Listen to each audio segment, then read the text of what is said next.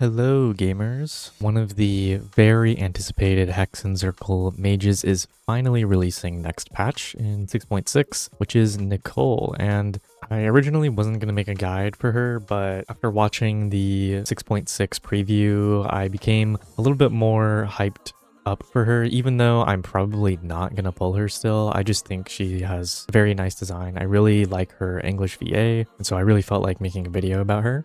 So let's just get right into it. So I took this screenshot from the preview. This is all we really know. We know Prune is going to be a 4-star on this banner as well. We don't know the other two 4-stars, but we know that phase 1 is going to be Nicole and Durin. And here's a quick overview of Nicole. So she is a Pyro Catalyst support. And if you want to really simplify what she does, you could just call her a 5-star Bennett. That's extremely oversimplified, but you can sort of think of her role in that way. Where Bennett is a good option, Nicole will also be a pretty decent option.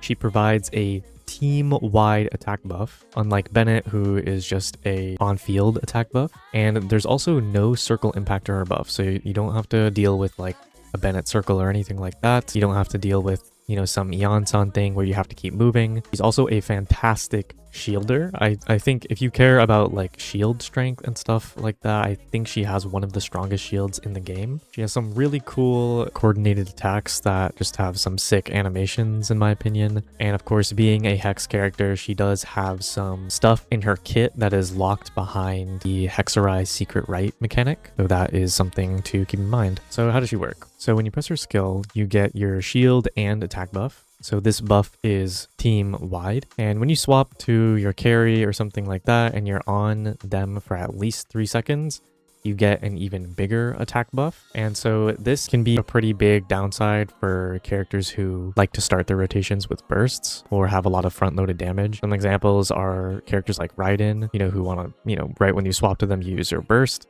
Characters like Mawika who want to use their burst. Even characters like Arlecchino, where Arlecchino, while she spends a lot of time on field, a lot of her damage is pretty front-loaded towards the beginning, and so you're not going to be getting the full attack buff at the very start. So you might have to consider this compared to someone like Bennett. You'll get the full attack buff immediately. It's just not a team-wide attack buff. Hex characters don't have to wait at all. They get the buff immediately. Characters like Varka, for example. Her burst is the thing that triggers the really cool coordinated attacks, and it does way more damage if you are a Hex character. Now, it does scale off of the on-fielder's stats, which is pretty cool, but in Hex teams, it actually uses a bit of both.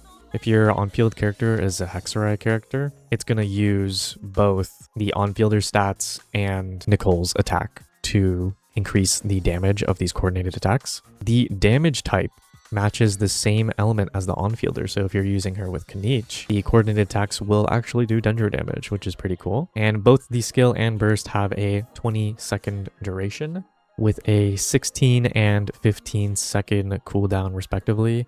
I forgot to write it, but so very easily 100% uptime. Okay, let's talk about her talent priority. The skill is by far the most important thing you want to be leveling. This is responsible for her attack buff and her shield strength. If you're using her in Hex teams specifically, you will want to be leveling her burst. Her burst is responsible for the coordinated attacks, also known as the arcane projections, and these are increased by 300% of Nicole's attack if it is dealt by a Hexarai character. That's really important to note. So if you have an on-field Hexarai character taking advantage of these projections, then you will want to be leveling and using the burst. Level 90 is pretty important as well. This increases her attack. It's pretty likely you're not going to be maxing out this attack buff unless you have access to some 5-star attack stat sticks. So just trying to increase your attack in any way possible is always a really nice advantage. If you're using her in a non-Hex team, just leveling the skill and getting to level 90 is basically all you need. Because in these teams, you are not triggering this Hexarai character 300%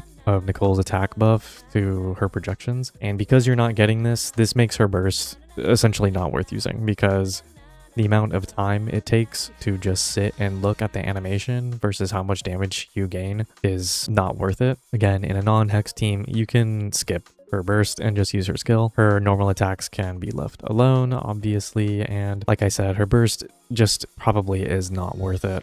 So if you care about optimizing your teams down to the bone, then skipping out on leveling her burst in non-hex teams is probably the way to go. But if you don't care about that stuff and you just think her burst is, you know, a cool animation, then go ahead and level it. Now, normally I only cover like free-to-play stuff, but I think it wouldn't be a proper guide without covering her constellations as well. Her C1 adds a completely separate coordinated attack that can trigger every 6 seconds and does a pretty decent amount of damage, but I think this isn't really something you're striving for. It's not like some crazy power spike. I think if you're really looking for a cutoff for her constellations, I think C2 is probably the best early cutoff, and I think her R1 is also better than getting her C1. So her C3 is just skill levels, which is obviously nice. This increases her attack buff and gives a stronger shield. Her C4 adds 8 wills that scale off of Nicole's attack, which is pretty interesting. I'm not sure how good this is in terms of strength, but I think C5 is pretty mid outside of hex teams because it just increases the coordinated attack damage, which really isn't that much in the first place. And her C6 is pretty insane. It gives the whole team the full attack buff. It gets rid of the 3-second wait that you have to do for non-hex characters, and the active character ignores 40% defense. As for artifacts, the new hex support set, Celestial Gift, the 4-piece is really good. If you don't know what this new set does yet, essentially it gives a 20% damage bonus to the whole team corresponding to the character holding the set. So if Nicole is holding it, the whole team gets a 20% pyro damage bonus. And the 4-piece set says that if you have the Hexarai Secret Rite effect active, so you need 2 hex characters for this to work, will upgrade this damage bonus to 40%. So that's a 40% damage bonus to the whole team, and it also gives a 40% damage bonus to the active party member. So if you're playing a Kniech burning team, for example, you will get a 40% Dendro damage bonus and a 40% pyro damage bonus to the entire team. So this set is obviously going to be really good on her. For her main stats, you want to go for full attack in most teams, and especially in teams where you're not using her burst, not leveling her burst. Energy recharge is completely unnecessary in those teams, and you just care about stacking as much attack as possible. And of course, you are also looking for attack substats, ER, if you need it, if you're using her in hex teams. So let's talk about weapons. I couldn't find any weapon charts or anything like that, but usually it's not that important on off-field supports, but her SIG is best in slot as usual, and I can imagine the next best would be 5 stars with really high attack stats, like the Skyward Atlas, Memory of Dust, or the Crane's Echoing Call, which is Cloud Retainer signature. The event weapon, Oathsworn Eye, is really good if you have it. Curling Tails is obviously always a decent option to consider. 48% attack buff to the on-fielder every other rotation is very strong. Flowing Purity is the Fontaine craftable that is also a decent option, has a lot of attack stats on it. And Fab Codex is always an option if you're looking to lower the ER requirements of Nicole herself or anyone else on the team. But like I said earlier, I think in most teams you're not going to be really using her burst, so if you are using Fab Codex, it would mostly just to be funneling energy into other characters, but still an option. Now, the thing about Nicole teams is that she has a ton of options because she is, you know, basically the same as Bennett. So anywhere where Bennett can go, Nicole can also fit really well in there. So she's going to be great for Varka, great for Kniech, great for Chaska. Just to name a few, there's obviously a lot more teams that she's really good in. Characters like Wanderer really like Nicole, characters like Risley really like Nicole. And a lot of these teams use the Nicole Durin core, and this is because they work really well together. Obviously, putting them both in the same team allows you to use any Hexarai Secret Rite buffs on Durin and Nicole, the new artifact set. But Nicole in a lot of teams is just a side grade in terms of damage, but she makes up for it with a very strong shield and also no burst reliance in a lot of these teams as well, right? This is something I wanted to touch on is how convenient I feel Nicole is going to be, because her shield and her attack buff is purely just on her skill. So you just swap to her, you press her skill, and you're done. I think that's extremely convenient for a lot of teams. It's going to be nice in overworld. So even if in a lot of teams she is just a side grade in terms of damage, to someone like Bennett, and sometimes a downgrade. I think she makes up for it with a lot of quality of life. She's not burst reliant like Bennett is, right? All of Bennett's healing and buffing potential is tied to his burst. With Nicole, it's basically the complete opposite, where her shield and her buff is basically fully tied to her skill instead. And of course, Bennett is still an insane support.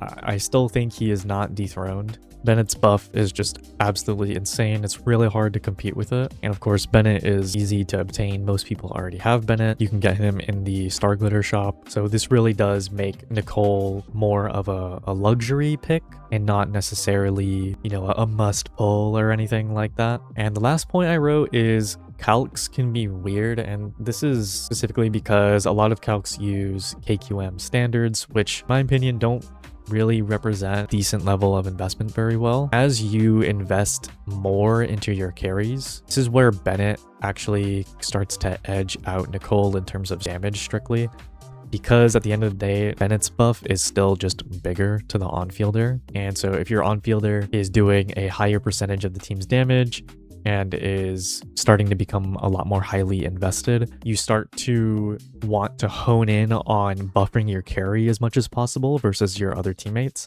And this is where Nicole falls off a little bit, and this is where Bennett starts to get better. But this doesn't mean that Nicole is completely terrible or something like that. It's just that in a lot of teams, she's a side grade, but in my opinion, a very extreme upgrade in terms of quality of life. And is she future-proof? Obviously, this question is always a little bit hard to judge because we don't really know the full intentions of what Hoyo wants to do in the future. We do know that Sandrone is going to be an attack scaler, and if she is anything like Nouvelette, which is what the leaks say, he might actually really want Nicole because she will really want the shield to prevent being interrupted, and she will want the attack buff for her scaling. So it's very possible that Nicole actually ends up being a good teammate for Sandrone, but we don't fully know everything yet about Sandrone, and we also don't know everything about Stellar Conduct. We don't know if it's going to be extremely restrictive, might not even be able to use pyro characters in the party, who knows. But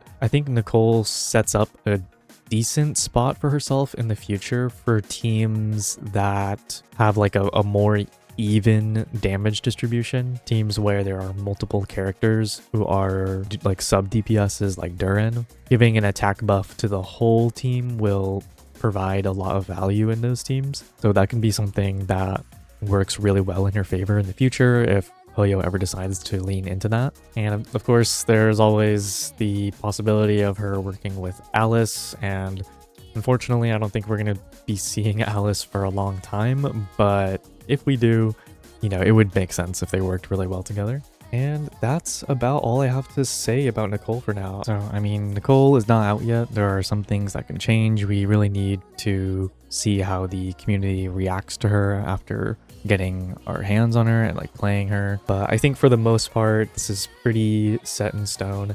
If you want to know more information about her teams, I would highly suggest looking it up on Reddit or Twitter or something like that. There's like a very specific carry that you think might benefit from Nicole, and you really want to know if she'll be an upgrade or not. Nicole is just a very flexible character who works on a ton of teams, so it would be really hard and take a really long time to list every single team and every single character she works with. You could also just put it down in the comments if you have questions as well. And yeah, I will see you guys around.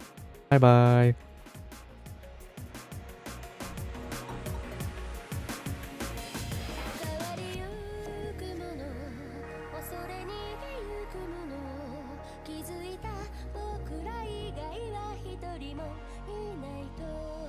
Imani wa